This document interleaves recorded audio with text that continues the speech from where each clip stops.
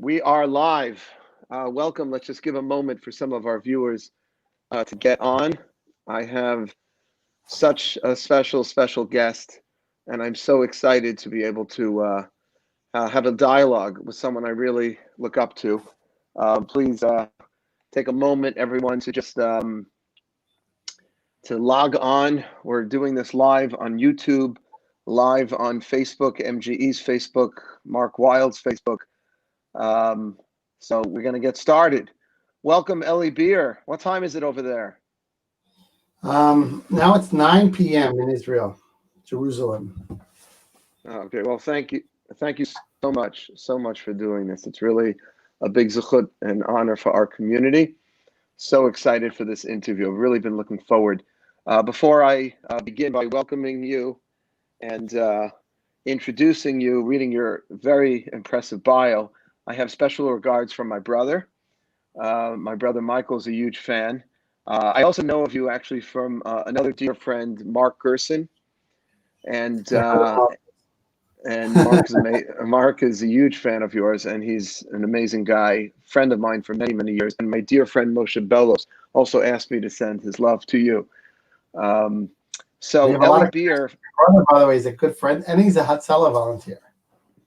I'm very proud. He's been on Hatzalah for a long time, literally decades. Maybe we'll come back to that actually. So for those of you who don't perhaps know, our guest on the Wildescast MGE podcast is Eli Beer, who is, besides being an entrepreneur, he is the president and founder of United Hatzalah of Israel. He personally is responsible for saving thousands, tens, if not hundreds of thousands of lives, because he figured out a solution to the age-old ambulance problem, particularly in countries like Israel, where there are narrow streets and lots of traffic. It takes too long for those ambulances to get through traffic. And so Eli came up with the Ambucycle. Did I pronounce that correctly? Yes. Okay, good. The Ambucycle, which is a motorcycle, has all the medical equipment of an ambulance aside from a stretcher, and allows the EMTs to arrive on the scenes with, listen to this, guys, 90 seconds in Jerusalem and 3 minutes across Israel. 90 seconds in Yerushalayim and 3 minutes across Israel.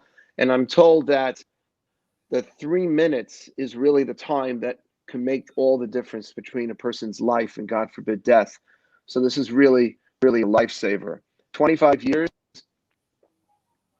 Oh, we got a little video going on. There's a motorcycle called an Ambucycle, and it's able to just get through traffic and all the craziness that you see in Jerusalem and elsewhere in Israel.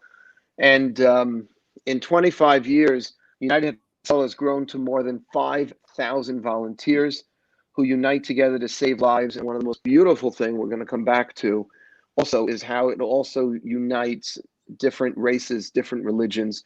The volunteers are comprised of Orthodox Jews, religious Muslims, secular Jews, secular Muslims, men, women. It's unbelievable.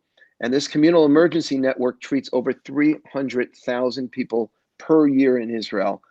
And Eli's vision in bringing this life-saving model across the world was to not only keep it to Israel, but in 2015, he expanded internationally with the establishment of branches now in South America and in other countries. He also survived a very serious bout of COVID, which we're going to also, with your permission, Eli, talk about later in the program today. Eli lives in Yerushalayim with his wife Gitti and his 5 children, some of whom are also EMT volunteers. Welcome, Eli. Thank you so much for being here. Thank you so much. Tell us a little about your. Tell us a little about your background. Where are you from? I'm from here. I was born and raised in Yerushalayim. I lived in a little neighborhood called Beit Vagan. That's where I grew up. And now I live in Ramot, which is a little suburb. It's probably the biggest suburb around Yerushalayim. Beautiful. And I read that back in 1978, actually on June 2nd, 1978, you and your brother witnessed a bomb a bus bombing in Yerushalayim right in front of it. Can you tell us a little about that story? So really, that story actually changed my life. That day was, one of our biggest tragedies in Beit Vegan, where I grew up, on Hapizgah Street. I mean, I'm sure a lot of your listeners and people who watch you know what Beit Vegan. They heard of Beit Vegan. It was a very American neighborhood. And then on a Friday afternoon, when I was coming back from school, a bus that came into the neighborhood stopped in the bus stop, blew up right there. It was actually the first bomb attack on a bus in Israel. I was a young kid, but I remember the screaming and yelling, and I remember people on the floor for a long time. Of course, I couldn't help and I couldn't do anything, but that memory stayed in my head, seeing a bus on fire and people on the floor screaming for help. And for years I would think about what I saw, the tragedy I saw, and it just pushed me towards what I am today. That actually designed my life to where I should be today. And for years and years, all I was thinking about, if I was able to help someone, maybe I could have saved someone. Wow. And you were just a teenager at the time. I was not a teenager. I was 6 years old. I was very young. But I remember. Oh my gosh. I'm sorry. You were 6. Yeah. I was 6 years old. And the memory. Well, I'm sorry. But I think you had said that you were a teenager when you started volunteering. Yeah. So actually, years later, when I was a young child, I said to myself, I need to start saving lives, because that bothered me so much, what I remembered as a child, as a 6-year-old. And when I was 15 years old, I went to become a volunteer in an ambulance in Yerushalayim. I actually became an EMT. It was an amazing experience being in the back of the ambulance and helping people and taking care of people. But all I wanted to do is save someone. So a year and a half, I was a volunteer in the back of an ambulance at the age of 15. And it was really impossible to save people. The time we got there was so late. Fighting traffic, like you said before, the narrow roads in Yerushalayim, the traffic, it was very hard to get to emergencies on time. And that's where my life, changed. When I was a year and a half in the back of an ambulance, I realized that we can save lives in an ambulance. We could help people, we could transport them, but we can't get there fast enough to save them. And what happened was, when I was a year and a half into volunteering, I was 16 and a half years old.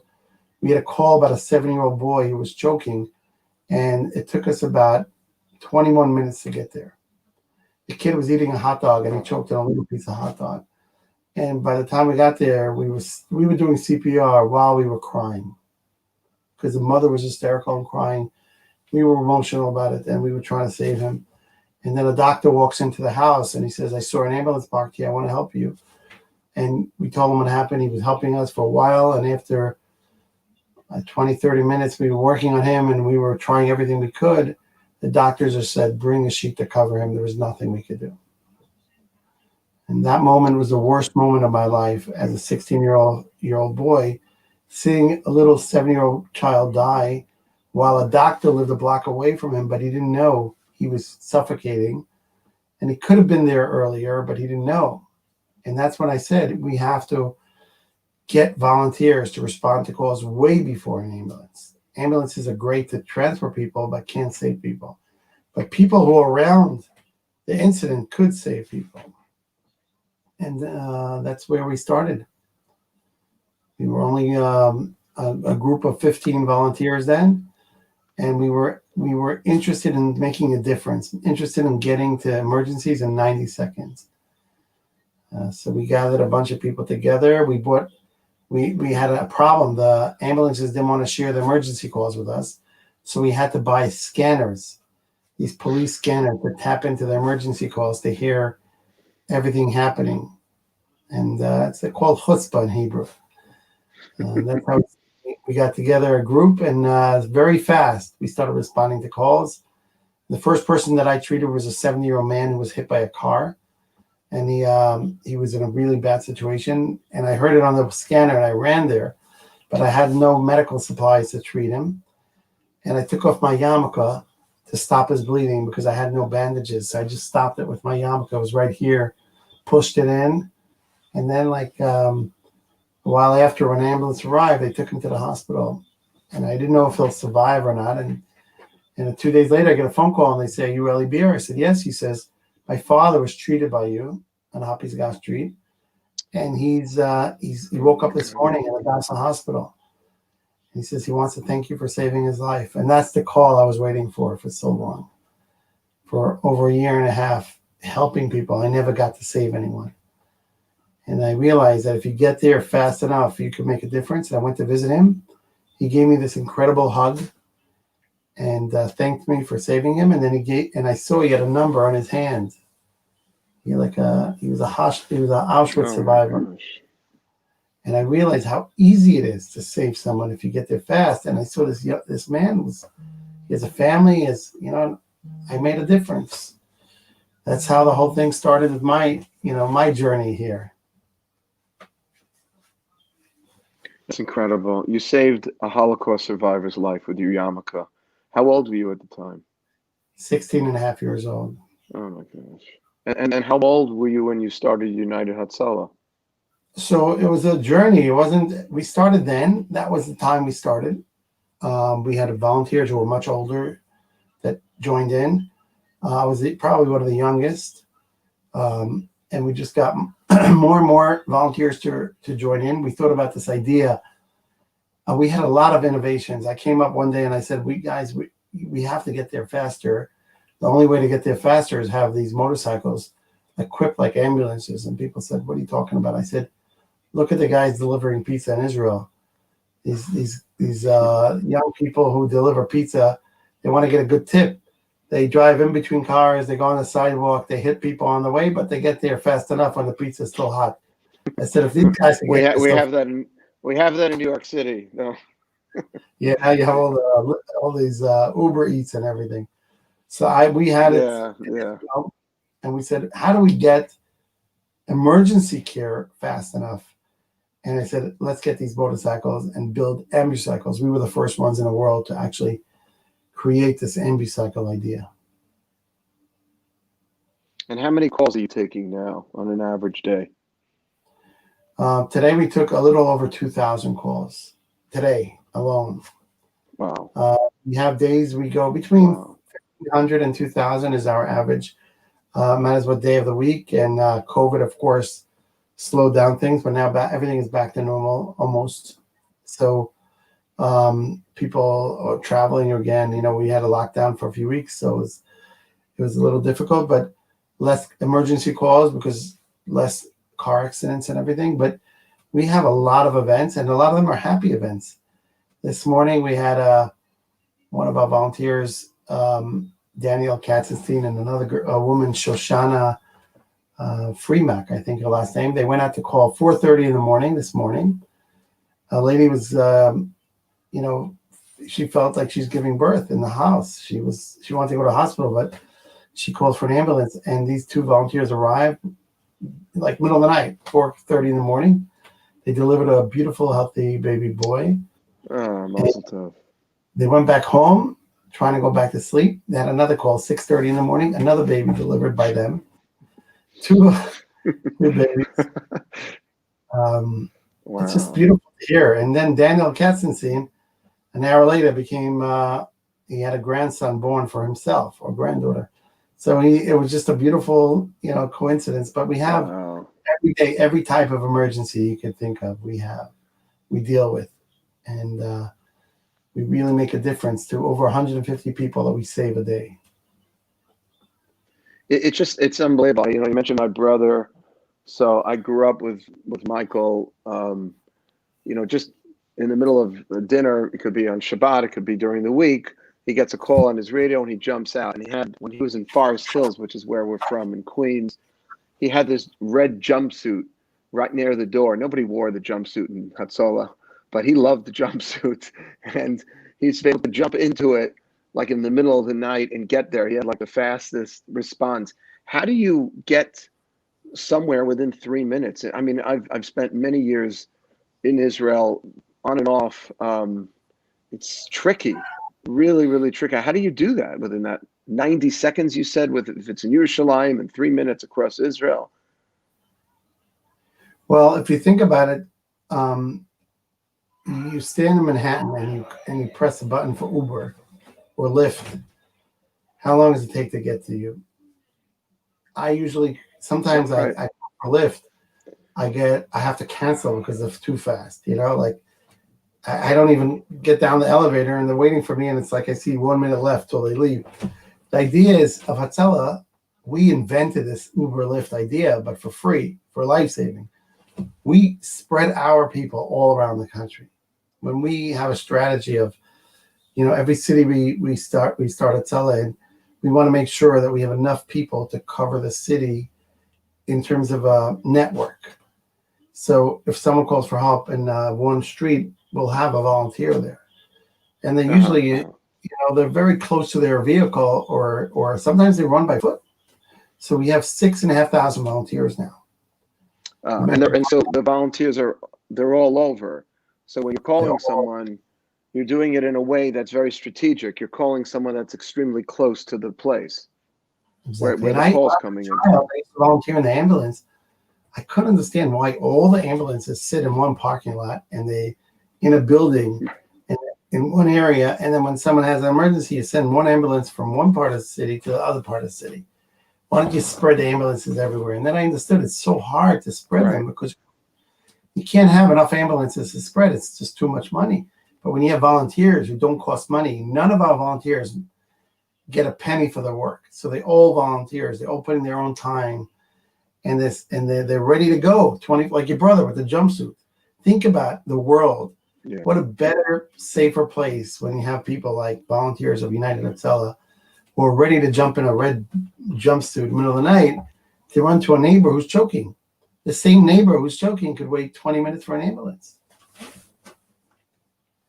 It's amazing. That's incredible. And staying on the volunteers for a minute, I saw this incredible video that you had, how diverse your volunteers are. I've always been a believer that peace is going to come between different races and cultures and Jews and Arabs, not through governments necessarily, but the people. Take a look at this video. Benjamin just posted a video from United Hatzalah. These are Muslim volunteers for United Hatzalah, and they are taking time out of their day to pray, and they're going back now to their motorcycles to save lives, save Jewish lives, and Muslim lives as well. So you have Jews saving Muslims, Muslims saving Jews. I mean, tell us a little about that. I just find that so inspiring. So this is actually a beautiful, beautiful video. I was very moved from this video. This video is, we had a terrible breakout of COVID-19 here in Israel. It was terrible. I mean, we're talking about 10,000 people a day. Most of them came from the religious communities in Israel and the Arab communities because they're very tight. They're very congested. They all live, they have homes that 10 people live in one home. So these volunteers, these Arab Muslim volunteers in East Jerusalem, were asked by the organization to go around spreading awareness for COVID, giving out flyers. We had trucks after them talking. It's like advertising against COVID. The city, the mayor of Yerushalayim, Moshe Leon, asked us if we could help because it was so bad there. And we sent 50 volunteers of the United Hatzalah, Arab volunteers, to go spread the word in East Jerusalem. And then they just stopped to pray because, Mincha, Ma'ariv, I don't know how they call it. They stopped to pray. They have 5 times. We do 3, they do 5. Think about 5 kiddushes a day. So they just did what they do every day, pray, and someone took a video, and it was just a beautiful thing to see United Hatzalah volunteers with our symbol.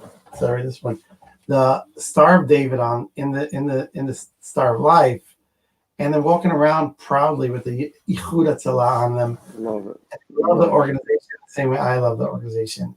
And these people, before they joined United Hatzalah, a lot of them did not have no idea about Jews or anything about our lives. And now that they joined, we know how to respect each other. Both sides. We think that life comes before any conflict, before anything. They all say to me, Eli, before we joined United Hatzalah, we never knew the value of life so much. It's so high. And it's a good message for the communities.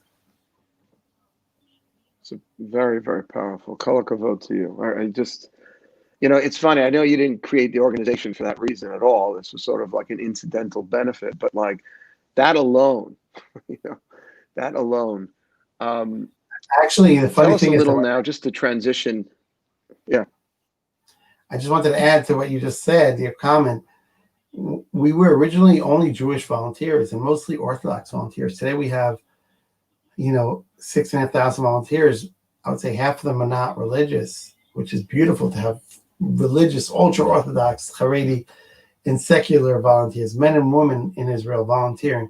But when an Arab volunteer, like almost 20 years ago, called me up, he wasn't a volunteer then. His name was Murad and his friend Muhammad. They called me up and they were on the phone trying to convince me to meet them. I said, what is it about?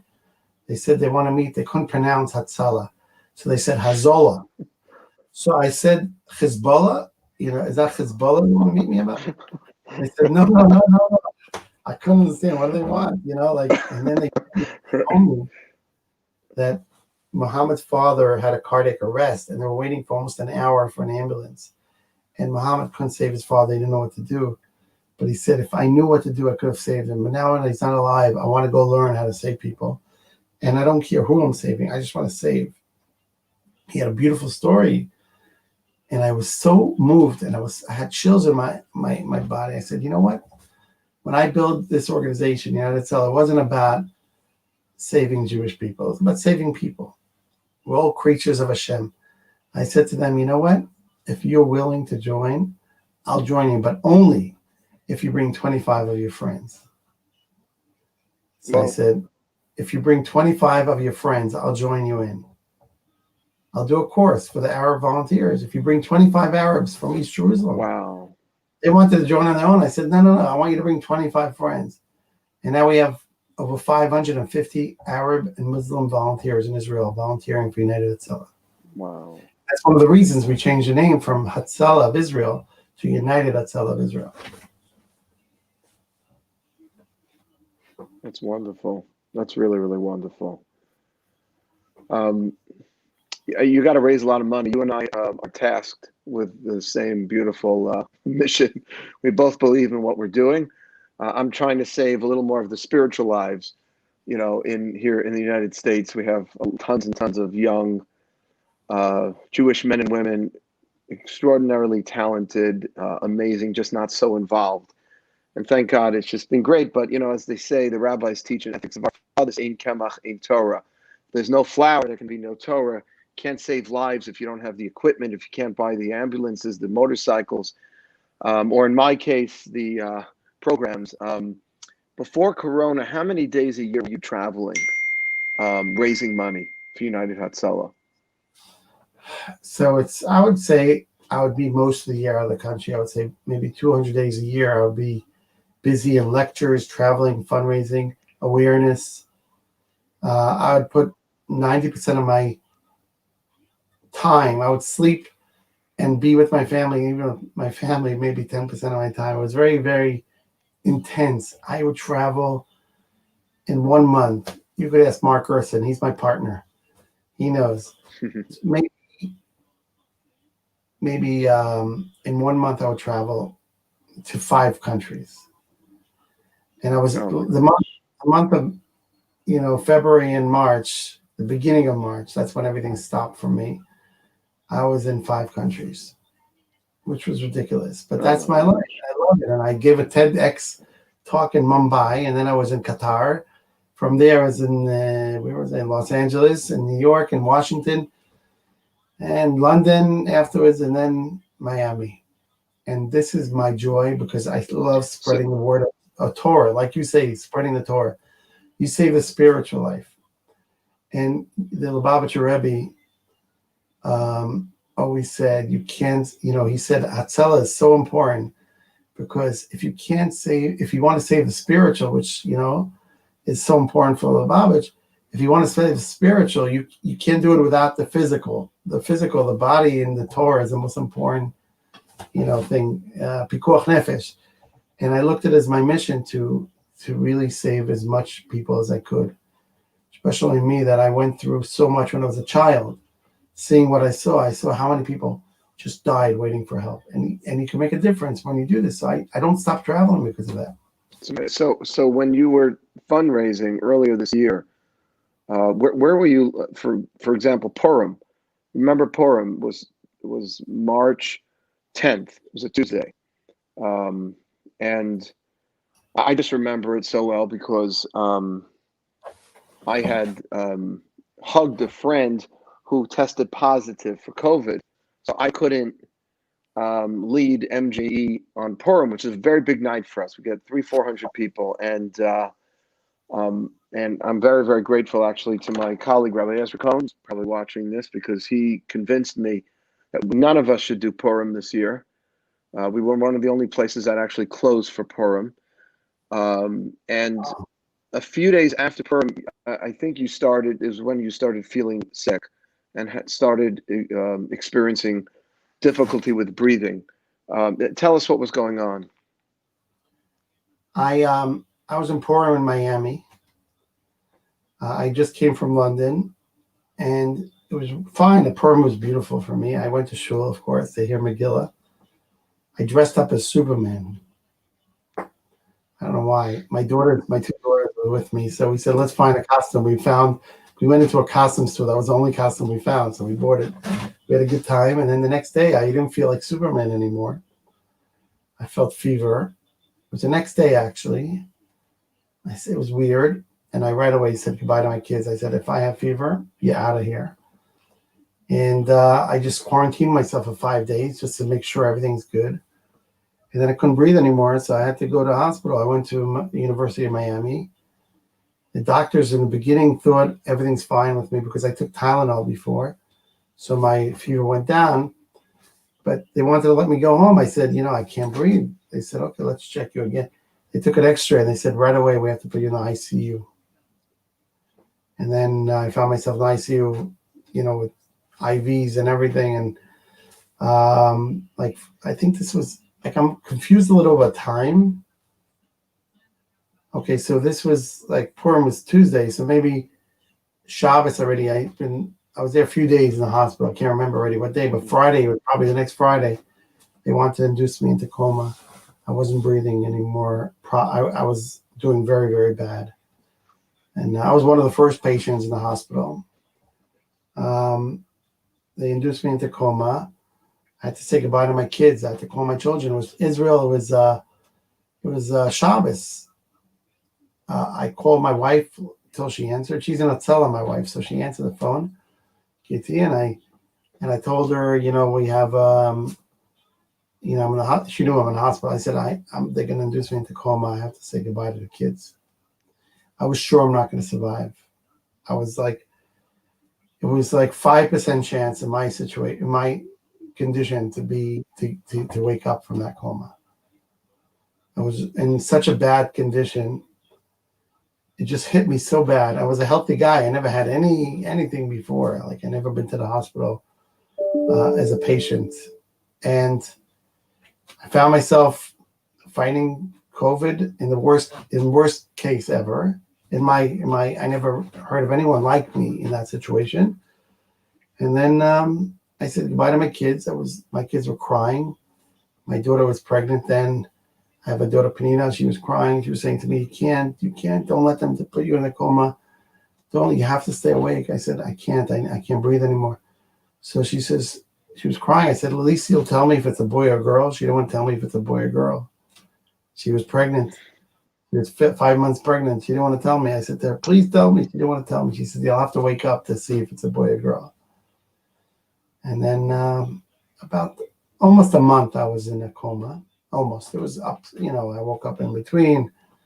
What was, can I just stop you there? What was going through your mind? I mean, I think there was actually a video that you sent out before they put you in the coma. I actually made a video. Be showing us here. I was Yeah. here. I looked okay. I was actually begging people to pray for me, to daven for me, and do good chesed for me. I said my name, and I asked people to please continue supporting United Hatzalah. I was worried I'm not going to survive, and if I don't survive, people are not going to give the funds we need to save lives. And I actually begged people not to forget about United Hatzalah, because I would be running around. I think Binyamin's sound is off. That's why I don't hear it. But Right. Okay. No, but you gave us the gist of what you were. I I listened to actually, it before. I was extremely moved by. here I was having a hard time breathing, but I did this from my last video. And I actually just begged people, just continue supporting United Hatzalah while I'm in a coma, and I hope to survive, but just please pray for me and do good things. And I was hoping for a miracle.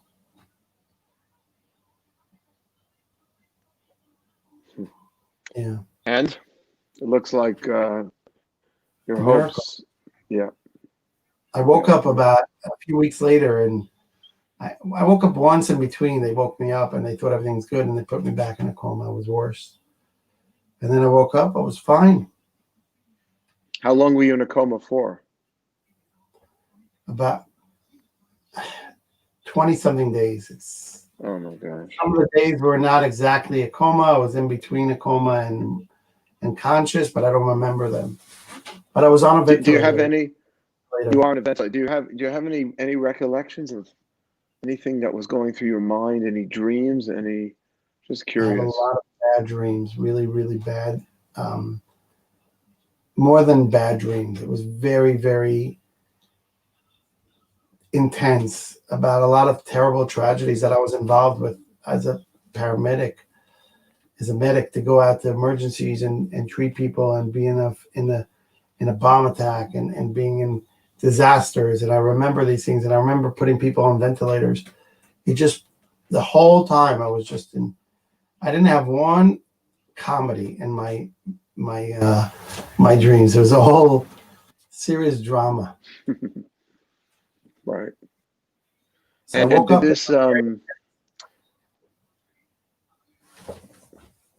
sorry. You keep going. You were saying you woke up. I woke up. I was very intense because I was like still living the dream that I was living in. I had like a 3D dream, a 4D dream. And it was like, I don't know how to call it, deliriums maybe. I had deliriums, which I found out later was ICU deliriums because of all the medicines I was in. Don't forget, you wake up alone. No one's there. Your family's not there. No one's holding your hand. No one's explaining what happened. I don't remember anything. I don't remember the whole process. Doctor says, do you remember where I am? I said, no, I don't. I said, I thought I was in Switzerland and treating a disaster in Switzerland. It was just very, very hard. And has this changed the way you treat now? I mean, you've been a lifesaver for your whole life, and now you go from saving others to sort of being saved, if you will. Has this changed anything in your outlook or the way you relate to Hatzalah, to training new medics, or just the work you're doing? Definitely. I actually, it's a great question. When I woke up, I was in a diaper. I lost 36 pounds. In 1 month, 36 pounds. Not a recommended diet. I was in a really bad condition. I couldn't walk. I couldn't do anything. I needed the help of the nurses. They were trying everything possible. They were really great and helping, but it was, for the first time in my life, I really felt, and I thought maybe Hashem put me in this condition to learn more of the needs of people in my situation. I never realized, treating people, I always taught Hatzalah volunteers, when you treat someone who needs your help, always go to their level of their eyes. Meaning, if you see a person laying on the bed or sitting on the bed, don't stand up and talk to them like you're 4 feet above them. Go down to their eye level, in the same eye level as yours. Make them feel comfortable with you. I always said in Hatzalah, this is, even if you have to go on the floor to make them feel comfortable. now after being in that situation, I tell Hatzalah guys, all the Hatzalah volunteers, men and women, go down 10 centimeters less in the height. Be a little lower than them. Make them feel they're in their lowest part of their life. When someone calls Hatzalah, their situation is so bad they need help. They don't call just for fun. They need help. They're in a really bad situation. You should make them feel more important than you. Beautiful. Beautiful. I want to actually highlight that for our listeners, anyone who's watching and listening. When we pay a sick call, if God forbid somebody's ill, and we go to the hospital and visit them, fulfilling the mitzvah of Bikur Cholim. We do it every Shabbos at MJE. It's unfortunately, during COVID, we haven't been able to, but for years we have a group that leaves the Upper West Side, walks across the park to Mount Sinai Hospital, visits patients. And it's such an important lesson that, just to level the eye contact. So if you see the person is usually in bed, then to figure out a way to find a seat so that you're level and you're not speaking down to them. I just think that's a great visual people to hold on to. So tell us the feeling about what... For what you just said, when you walk all the way to the east side, 96th Street to 99th Street to Mount Sinai, and you're tired and everything, don't sit down because you're tired. Sit down because you want to be in their level. Yeah, beautiful. Thank you. Tell us what it was like coming back home to Israel after all those months. You're walking off the plane. I know the media was there waiting. Like I read there was something like 1,000 people. What was going through your mind? Was it like making Aliyah for the first time, kiss the ground? Like what was going on? It was a very hard moment for me to see from above. This is actually in Miami. You should put on the sound. It's beautiful. It was just amazing to see people from Miami coming to say goodbye to me. Mm-hmm. And these were just random people who just drove by them. Sheldon and Miriam Allison, they generously offered to fly me back to Israel, and I came back to Israel. And about 1,000 volunteers. First of all, my family was there.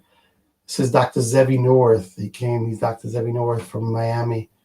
Came with me, and we walked down the plane. It was the most incredible moment. I'm hugging everyone in my family. Oh. And it was just to see the Hatzalah. My family there was crying. I couldn't believe I'll see them again. And I said Shema Israel. I just, and then they drove me on the ambulance, and then volunteers just waiting there, and they opened the back doors of the ambulance, and we were just seeing the volunteers saying, welcome. I thought it was my funeral. Actually, for a minute, I was like saying, is this real or it's my funeral? I really thought it was my funeral. It was just amazing. Very, very special. That's a beautiful sight. Oh, look at that picture with your family. It was very sad to see Israel like that. Wow. Israel was very, very, like flying above the airport, looking down, you see all the El Al planes parked together. Never in my life, I've been to the airport 1,000 times, never seen all El Al planes. You see one here, like 30 planes in one shot, El Al, what is it like? It looked like Yom Kippur in the airport. Yeah. Wow. I saw another post, actually. I think we're Facebook friends, and I got a post. It was a picture of you at a Seder, but it was Pesach Sheni. Now, for those of our listeners who are not familiar, there's Passover, but in the Torah, there is a discussion. A group of Jews came to Moses himself, to Moshe Rabbeinu, and they said that if you're tameh, you're ritually impure, and you can't bring the Paschal offering, which is the way Passover is celebrated in the days of the temple, then you lose out on the whole holiday. So they instituted, it's in the Torah, a second Passover for those who couldn't keep the first because they were ritually impure. It's 30 days afterwards. Tell us a little. I saw you did a post because I guess you weren't well enough to be at the Seder on actual Passover, but you did a Pesach Sheni. Tell us a little about that. So that's a really beautiful thing that happened. I actually, one of the worst things that happened to me is I missed Pesach completely. I was out. I woke up a day after Pesach. And I couldn't believe I missed Pesach. I went to the hospital after Purim, and I woke up after Pesach. And I was so upset that I missed Passover. I loved the Seder. I loved the negotiation with my son for Afikomen and everything. And I was so depressed. So I spoke to Mark Gerson. I used to talk to Mark Gerson 10 times a day about different things that I went through. And I told him my problem, that I missed Pesach. And he said to me, Eli, what are you talking about? That he told me the whole halacha thing. I never knew deep into the whole Pesach Sheni. My mother used to give me, say, eat a matzah on like Pesach Sheni, 30 days after, just take a matzah and, that's all I did if I did. I don't think I did it most of the times. But this year, because Mark said to me, it's such an important thing, you should do the Pesach, like the regular Pesach with your family. And we did exactly like we would do every year. We did it 30 days after Pesach Sheni. We had the Afikomen, we had the 4 kosas. I actually didn't drink wine till then. I called my doctor and I said, could I have some wine? He said, and Right. amazing. We had a beautiful night. And my kids stole Afikomen. It was very hard for me to hide it. Beautiful. We had a beautiful time. It was just amazing. And a lot of people in Israel, because it was on TV in Israel, Israeli TV actually broadcast it. And they never knew, most Israelis, secular Israelis, never heard of Pesach Sheni. And 2 million people who saw that heard of Pesach Sheni for the first time. Wow. Right. Oh, yeah. I love the whole, first of all, it was so beautiful that you did it. And I'm so happy Mark made that comment, that suggestion to you. He was absolutely correct. And it's such a wonderful theme running throughout Jewish tradition that, we believe in second chances. I always say that, Yom Kippur is the day that Moshe Rabbeinu was called up to receive the second set of luchot, the second, because the first one's, okay, we messed up with the sin of the golden calf. He broke them. He went down. It was Rosh Chodesh Elul, and he went down and prayed. Half the Jewish people went back up. God called him and said, I'm going to give you another chance. That was Rosh Chodesh Elul, and then he comes down on Yom Kippur, He got called back up on Rosh Chodesh Elul, and then came back down on Yom Kippur 40 days later. So the idea of another chance, you couldn't do something the first time. It's a big theme in MJE, because a lot of our participants didn't necessarily do the Judaism thing the first time around, or it just felt a little empty.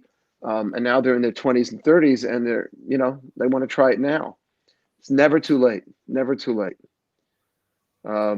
Tell us what, I just have 2 questions left for you. First of all, what do you want people to take from your story with COVID and your battle, your successful battle, thank God, from COVID? And then I want to know where what are your plans? What do you want to do now? So Now that you were given another chance. First of all, I take a lot from this conversation tonight. You explain things so well, and you give a lot of meaning to everything. Like you just said, the second chance. I always thought it's the Jewish thing of you get one free. You buy one, you get one free. Like you get the first Seder, you get one free. I say second chance. I like that. I actually think the thing I think people could take the most out of my story is really when I was notified by the doctors that they have to intubate me and put me on a ventilator.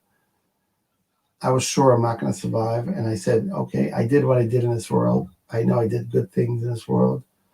Hashem put me for a purpose. I did my purpose. I'm done, finished. Now other people. And I was very, very sad that I'm not going to see my family and not going to see this. And I hope Hatzalah will continue. But then I had the miracle, and look at me today. I am alive.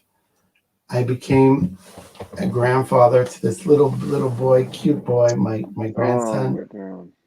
who I talk to every day on Zoom, and I see him. He's my buddy, and I think my life changed. This was my worst year of my life, but then it turned to be my best year of my life. So I always see people in really bad situations, people who lost their businesses, people who are in a depression because of someone passed away or something, really bad things that I hear from people, that I hear them, and I listen, and I say to them, listen, I went through the worst. I had to say goodbye to my children. My 12-year-old girl, I had to say to her, I want you to be a good girl when you grow up. Like I've been to a situation where I thought there was no way back. And look at me today. It turned to be the best year of my life. I survived, back to my world, back to Hatzalah, back to my family. I became a grandfather. And I'm the happiest person in the world. I say to anyone who has doesn't have to be COVID, it could be anything. People who lost everything they have and they think, okay, this is it. I want to jump from the top floor of a building. I say to them, no, my doctors thought I won't survive. And look at me today. People who came out of the Holocaust. I saved a 7-year-old man who was hit by a car, and he was a Holocaust survivor from Auschwitz. He had a beautiful family surrounding him. And look at him. He came out of the concentration camps, and he rebuilt his family. He rebuilt everything. And I met him when I saved his life, and I said, you know what? Never give up, even if you have the worst of the worst. And I'm sure some of the people listening to you are having a hard time now. Just think about people like me, the people, that went through bad things in the history, and you'll see that giving up is the worst thing you could do. Thank you. I can't tell you how meaningful that is to me. And we have a lot of people out there struggling financially. A lot of our participants at MJE are, they're stuck in their small apartments in Manhattan. And, social life wasn't easy necessarily before COVID started. And it just got quadruply hard, because, try dating in this environment, and not so simple. And a lot of the events that we would hold, and a lot of people would hold that to bring people together to meet and to find their soulmate, have been cut down a lot. So a lot of people are really, life's been put on hold, and a lot of people depressed and down and out. And so it's honestly one of the reasons I wanted to be able to bring you on, because I see how positive you are and how much hakarat hatov, how much gratitude you have to Hashem. And I think that's so powerful for people to see. Someone who is just so grateful to be alive and can express it like you just did. So that's very, very meaningful for us. Thank you. Then I really want to just express my heart. Yeah, please. You asked me about the future. So we were just mentioning before. Yeah, let's hear about the future. We're both serving our communities the way we believe in. You're doing the nefesh and I'm doing the guf, the body, and you're doing the soul. And I had a lot of responsibilities on my shoulders for years. And I realized when I was put to sleep, I was afraid, about Hatzalah. And then I realized when I woke up that incredible people took responsibility and really made sure the funding comes and Hatzalah doesn't end, right?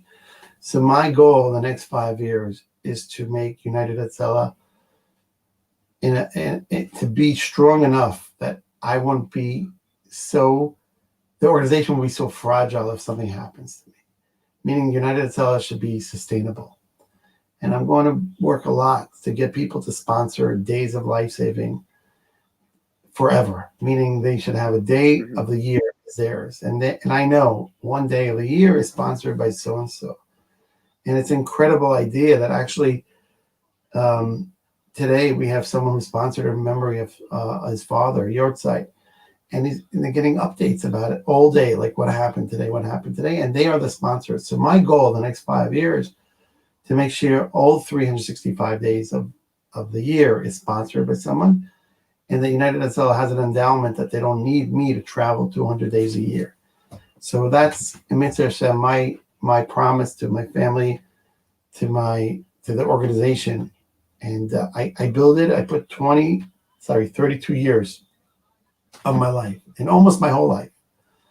And now I'm going to put 5 more years to make sure that if Chas v'Shalom something like this happens to me again, I won't even have a question in my mind. I'll know that it has a future.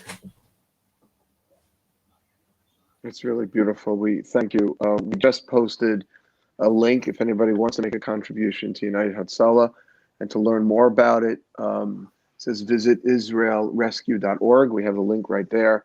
If anybody wants to consider being that donor to sponsor a day of the year, that could be an incredible, incredible thing. What a zechut, what a merit such an individual would have to know that that day of the year they are responsible. Just today alone, Eli, you shared 2,000 calls in one typical day. How powerful that is. To save one life, the Gemara, the Talmud says, is to save the entire world. And your story is just so inspirational. You're exactly the right person to be doing this work. I know probably sometimes you feel like you wish somebody else was doing it, running around the world, raising the money.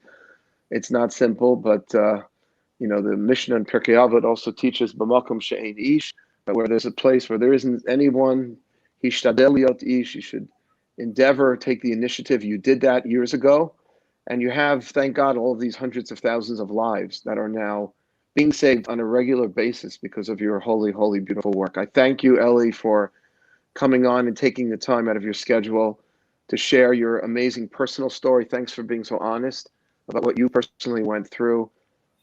Keep building bridges like you are between different communities. I mean, I don't know presidents and prime ministers who are able to accomplish the kind of reconciliation that United Hatzalah allows for, besides all of the life saving. So there's just so many layers of chesed, of kindness, and of just creating peace and shleimut and wholesomeness in the world. So it's a real zechus for us to have you. I look forward to continuing to build our relationship, and keep surrounding yourself with the right people. You've done that from day one. And Hashem should bless you with continued good health, and Hashem should bless your family, and Mazel Tov on the birth of your grandson. You should have a lot of nachas, and all of us should continue to just be safe and be supportive of this very, very special man's holy work. I thank you all for being here, and thank you, Eli, for coming on. Thank you for having me, and don't forget to support MJE. So